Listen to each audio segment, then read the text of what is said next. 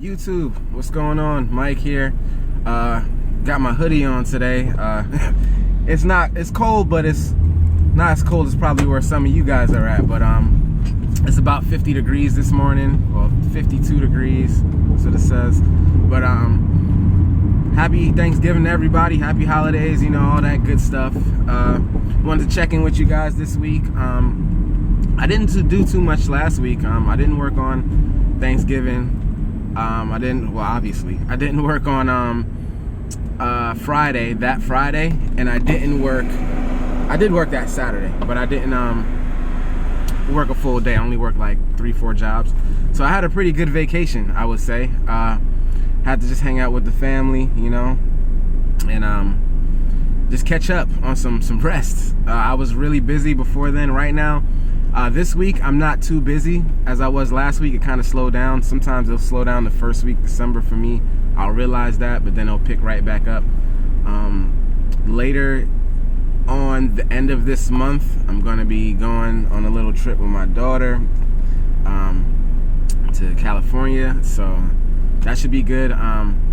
Shutting down for a good little bit. I chose to do it like right at the end of the year because you know, it's a little easier to do that. I mean, in the back of my mind, I'm like, I'm gonna miss a lot of work, but you know, when you're the boss, you can make certain moves and put money in place to where you don't have to stress yourself out and you can take time off, and that's the whole point. You know, my daughter has really noticed the change from when I was working for somebody from when I wasn't working for somebody, so that's a big deal to me.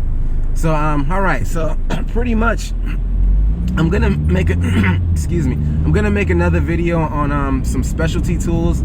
I have some more tools that I want to show you guys that I just got a couple of them, and then some that I missed to show last time, just to help you guys out in the field. A lot of you guys might own it already or just know about them, but you already know how that goes. Just showing everybody what I got and what I got going on. Haven't had too much recalls as of lately, which is great. From the last video when I was talking about the recalls, you know, that's just how it is sometimes. When you have less calls or you're not doing as much, not as much recalls. And sometimes you get somewhere, it's just stupid stuff.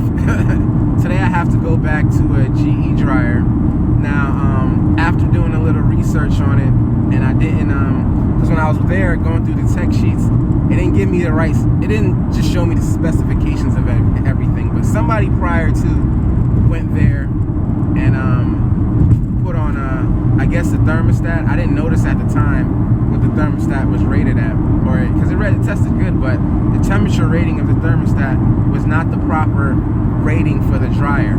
So what'll happen is, so for instance, that's why you can't just put any thermostat on any dryer, because you have to read the ratings of what the temperature is at. So when you're looking at a thermostat, you'll notice 2 degrees on there.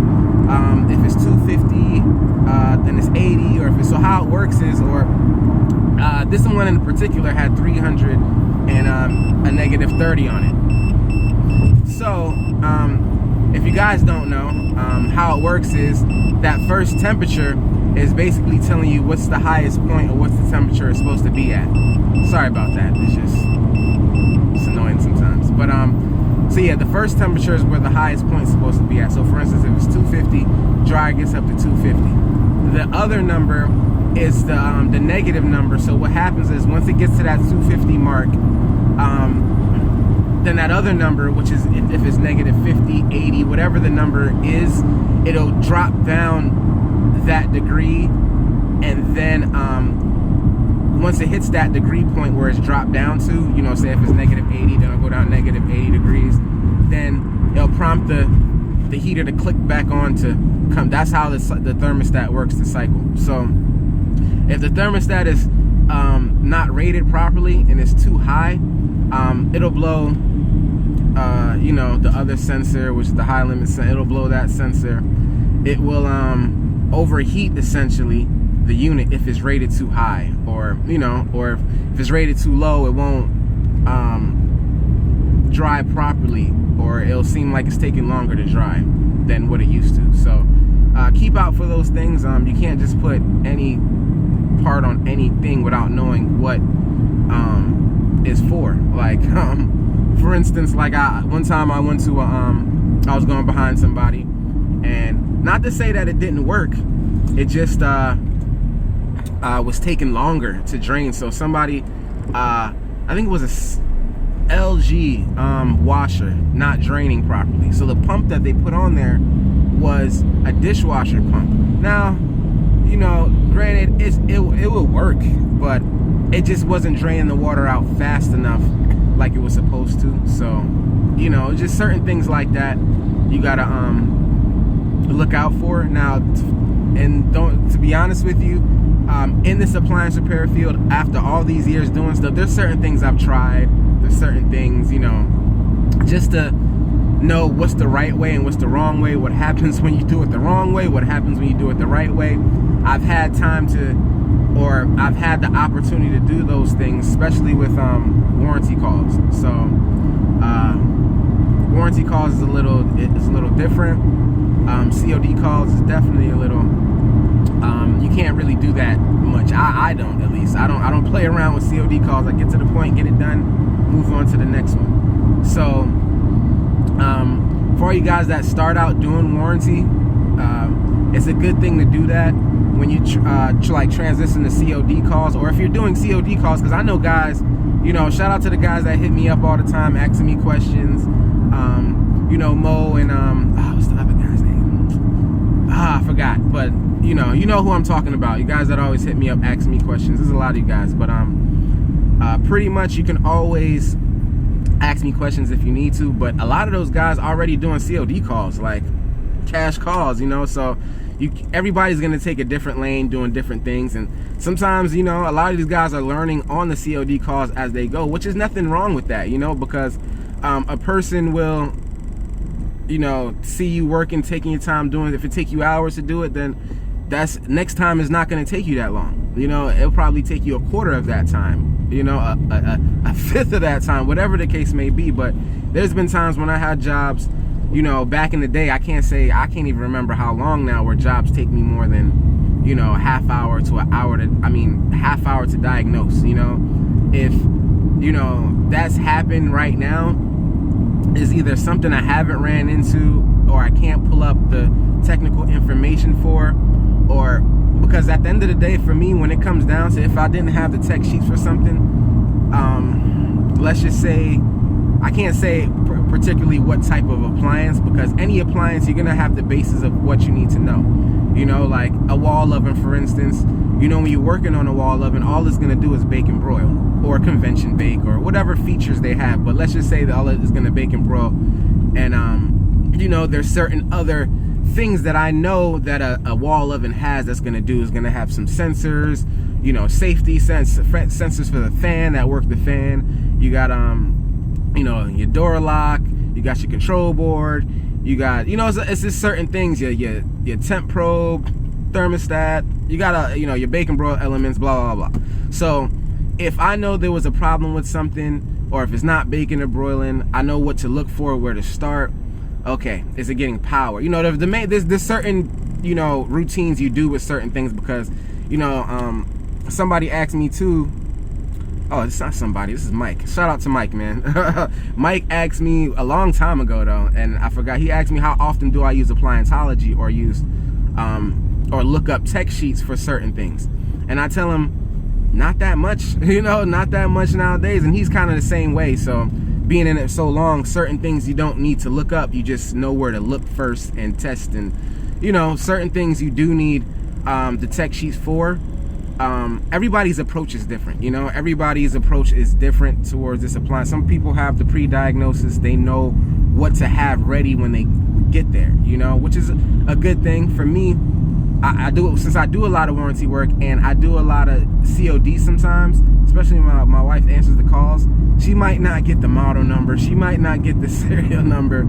So, you know, when I'm going there, I'm essentially going there blind. And a lot of times, even if I get the model number and stuff, I'm so busy, I won't even remember to get that information before I go before each job, because I'm doing so much other things aside from just essentially when I wake up in the morning, I already have my schedule made for me for her from the day before, so I already know what I'm doing. But a lot of those calls don't, especially warranty calls, they don't send a lot of information over, you know, on like the model number and stuff like that. So you gotta just go there confidently, because like when I go into a house, there's nothing that I feel like I can't fix, like nothing. So it's just how much does it cost to fix? If I don't have the information, where can I get the information to fix it? You know, so that's the thing. You gotta approach that where there's nothing you can't fix. Sometimes there's fluke things that happen, and you go there and you run you test it. It's working fine. You run a diagnostic, no codes coming up, but you'll still have something that's just not right with it. And when that happens to me, never fails that I just go to the control board. I'm not gonna say every single time, but a lot of the times, if it's doing things intermittently, or you know, and you tested all the components and everything seems to be okay, then essentially I'll think it's the control board. But you know, for certain things, I would start at the control board testing other things if I don't want to take it apart, or if it's a tight area, or it all depends, you know, the situation and how much time I have in through that day. So like I've always said before, your time management is very important, because you don't want to be out all day and then have to do a lot of paperwork at night. I mean, you pretty much, well, I guess, you know, you're doing it for yourself, so it doesn't matter. But the point for me when I started my business was to essentially at the end of the day have more time with my family, you know, not just working all day for somebody else and then come home and just, you know, I want to be able to take time off to do certain things, to go because I was working a lot. Like I said before, I barely took a vacation off because we were so busy, and I was so dedicated on trying to build his company up, you know, which is nothing wrong with that, you know. And my mindset and how I looked at it, he was an older black guy, and I just wanted, I'm the type of person that I want people to win, because at the end of the day, I know I'm gonna win. I know every time I was looking at people starting businesses, my younger brother started his business before me, and it was just like, my time is coming. I just gotta, my mindset had to change. I had to be ready to do it, because once I was ready to do it, there wasn't any information out there that I didn't want to know that I couldn't find. So I had to, when I start my business, what do I need? So I got on YouTube, and like I said, I watched a lot of videos, primarily like TMM and City Boys that back then on starting a business, and then I did watch TK Cousins. So a lot of that stuff helped me, you know, succeed. It gave me more confidence to know, okay, I see guys on here actually, you know, having businesses on their own and doing good for themselves. And it was just like, okay, I can do that. I can do that too. And yeah, I've seen it with other people. I've seen it, but you know, when you see it in your own trade, it's a little different, you know. And it's just that it's a lot of work you got to do, a lot of things you got to keep up with. Tomorrow I got my alignment I got to do in my van. I end up getting a lifetime from was it Firestone or something like that. So every 6 months, because my line, like, that's one thing. You go through tires a lot, you go through things a lot, and one thing I realize is through business, nothing's, I don't want to say there's things that are too expensive, but you have to find the value in certain things. Because I was just going to get actually I had my wife, like, she called him up, she's like, okay. And so when I talked to her about it, because she did her car first, and I'm like, all right, well, we doing my van next, and blah blah blah. She's like, yeah, it makes sense to get the package lifetime, because you're essentially paying for 2 and then you just get unlimited. So I'm like, okay, why not? So you got to see the value in things, and as a business owner, like for me, I think I'm gonna start getting my oil changes. But it's just, me changing my oil and doing work on my own stuff, it's just a personal thing. Like, I just feel like I know if I did it, I know it was done right. But you know, it's a write-off essentially if I don't have time to do it, because this one I know I have to do another oil change already. And since I've gotten this van in March, no, it's like April, end of March when I got this van, I've already put like 17,000 miles on it already. So you know, that's just how it goes. And I can't tell you how many tires I've changed, but the last tire that I got essentially didn't blow. It's just I was driving, I heard it, so pretty much the edge of the tire wore. So it's wearing too much on the inside. So that's why essentially I need an alignment. But it wore, and that whole tire, look, it was a good tire, but that just end was gone. And it's like, I can't take the chance. I do too much in a day, you know, so different cities, and it's just, you know, you got to make sure vehicle maintenance is a must, because like I said, you do not want to be stranded waiting for AAA. And at this point in the game, I don't, if I don't have to, I'm not doing that. I'm not doing that. I've been through too much stuff to know, you know, making sure you keep tire patch, you know, tire plug kits on your van, air compressors, just a lot of stuff where, you know, you might need. Shoot, I even have a, my, you know, it's Florida, so if anything happens with my AC, or my AC is getting low, I can charge that up if I need to. So it's just little things like that you got to keep on the van. And I've done plenty of videos. You guys always seen me say what I got going on. So essentially, I'm actually I got with Amazon. They sent me my first job. I run that job tomorrow, so we'll see how that goes. I'll keep you guys updated on how Amazon will work. They took a little while to get set up with them. You will have to do a background check. They do a company background check too. You know, pretty much they just go through the internet, making sure you have good reviews and stuff like that. So once you pass that, and you know, that takes a couple days. It took them a good 3 weeks from the time I signed up. It was like a week later they hit me up. Then a week later I had to fill out more stuff to do background tests, and you know, and then essentially now they called yesterday and asked me to do a job, which is not even too far from me. It actually comes with a good deductible. I think it was 75 or something like that. So yeah, Amazon Home Services, they doing appliance repair now. And that's one discussion that I was actually having with some guys on my chat about these companies coming in trying to you know, take up the SEO and do stuff like that, like Pools. And Pools is not in my area yet as far as appliance repair. They're here with TV mounting and cell phone repair, I believe. So, but appliance repair is not available. Any of these warranty companies and these companies that do third-party stuff, I don't really see them as the worst thing, because a lot of things, like we've always said, I've said, TMM, the appliance repair industry will regulate itself. So if you're not doing good work, and you don't shape up, you know, if you're not doing good work and don't take the time to learn certain things, to do certain things, you will fail essentially. You won't last long. And you know, the same thing with Amazon. They're not getting certified or good technicians out here.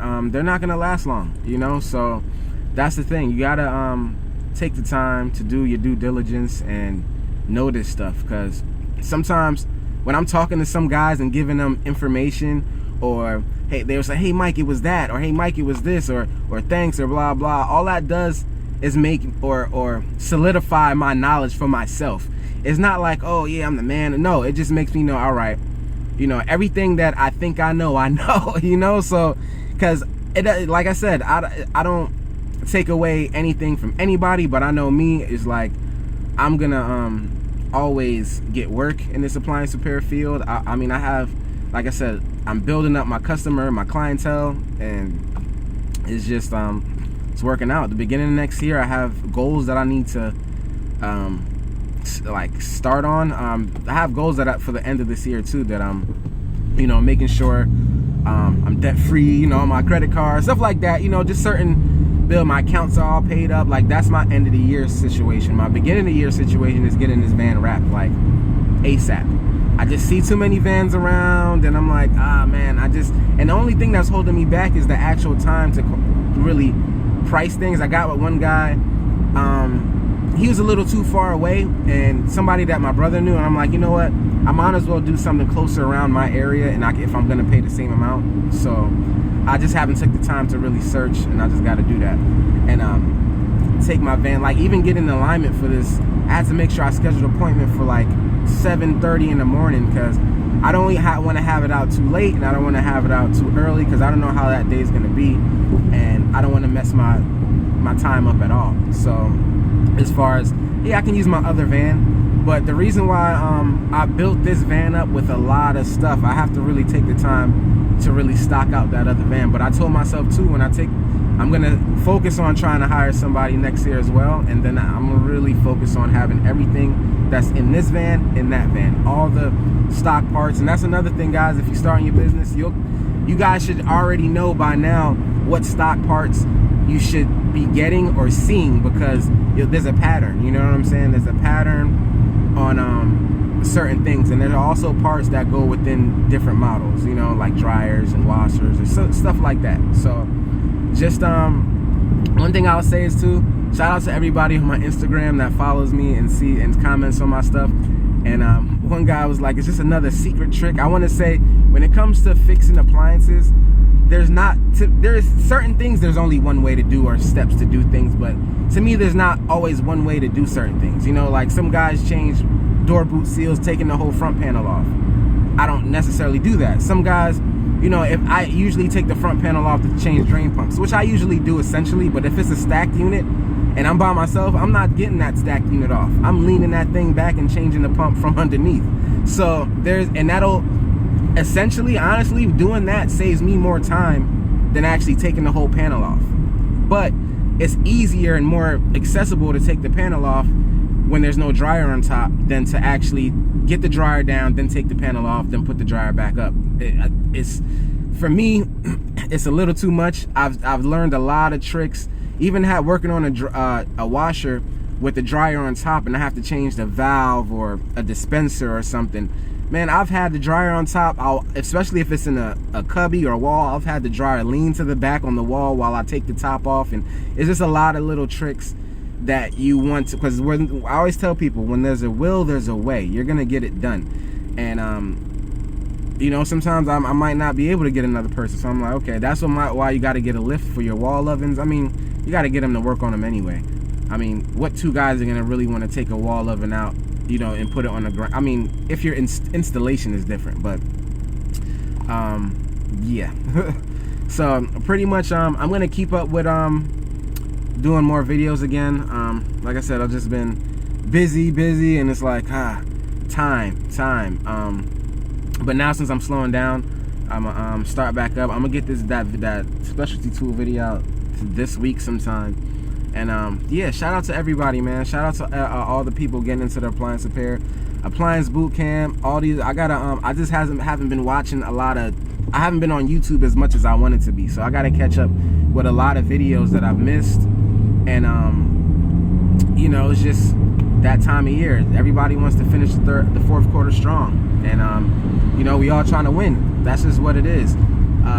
Like I said, at Old Republic, man, Old Republic is a great company. I will say they pay fast, and they don't really give you any problems. You know, approvals. They approve pretty much everything you need to get done. So that's on that. Home Warranty of America. If you guys work with them, they just did their whole portal around, and it kind of messed me up for a couple days. But as far as submitting claims and invoicing claims, but I got it set straight through them. A lot of people I don't hear much about Home Warranty of America. I don't know how many states they're in, but down here, they give me a good amount of work, so I can't complain about them. Choice Home Warranty, that's another big one in my area. I do a lot of work for them too. But you know, essentially, Choice Home Warranty is a funny company, man. They will really piss you off. So I would caution the new guys working with them. And they're not doing all. You have to know what type of jobs you want to do with them. You got to pick and choose, and then you got to know what you want to fix and what you don't want to fix. Or if you know this is going to have more issues to it. If you fix this issue, you're going to get a recall or whatever the case may be. Because you don't want any recalls through Choice Home Warranty, because they will not pay you properly. Let's just say that.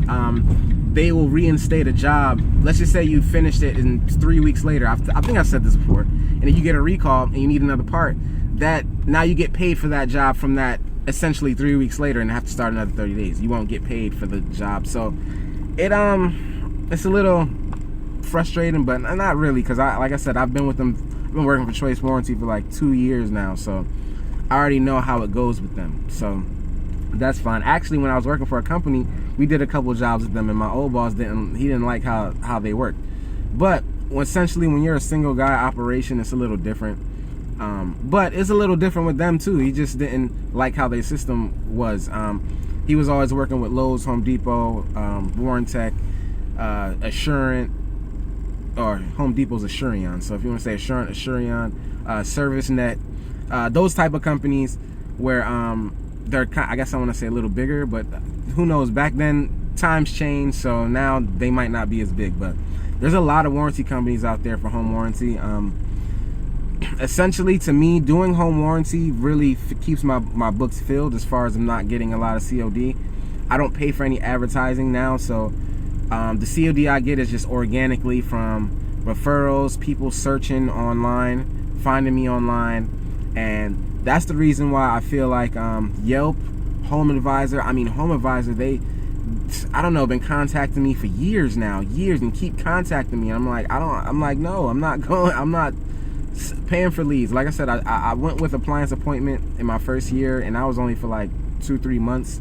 Didn't like them, and just I'm not doing another referral company, at least at the moment. I just wasn't sitting right with me. So now I'm just doing it organically, like I said, handing out my cards, hand out the cards to everybody, man. And I met a good customer at just getting my tire changed the other day.